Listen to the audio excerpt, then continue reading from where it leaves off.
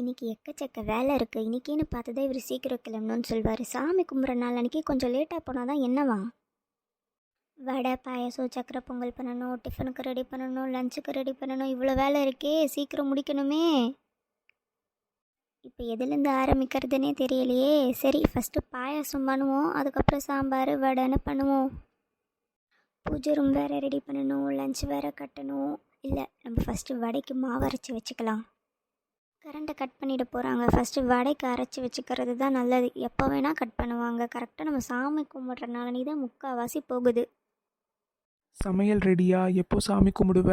Time ஆகுது பாரு. இன்னும் வடை சக்கரை பொங்கல் எல்லாம் பண்ணணும். ஒரு அரை மணி நேரம் லேட்டாக போனால் ஒன்றும் ஆகாது. வெயிட் பண்ணுங்க. என்னது, இன்னும் அரை மணி நேரமா? அரை மணி நேரம் தான் என்னன்னு எனக்கு தெரியுமே. இன்னும் 1 மணி நேரம் ஆக்க போற நீ. சும்மா என்னை கேள்வி கேட்டுகிட்டே இருக்காதீங்க. நான் போயிட்டு சமைக்கிறேன். ஒரு நாளைக்கு செய்யறதுக்கு இவ்வளோ சீனா உனக்கு?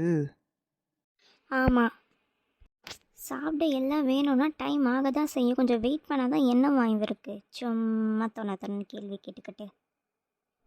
ஒரு வழியாக எல்லாம் ரெடி பண்ணியாச்சு. ஃபஸ்ட்டு போய் நம்ம சாமி கும்பிடுவோம். அதான் எல்லாத்தையும் ரெடி பண்ணிட்டேல, சீக்கிரம் சாமி கும்பிடு, டைம் ஆகுது. சரி சரி, இருங்க. கடவுளே, எல்லாரும் நல்லா இருக்கணும். இந்த வருஷத்துலேருந்து எங்களுக்கு பண வரவு அதிகரிக்கணுமா?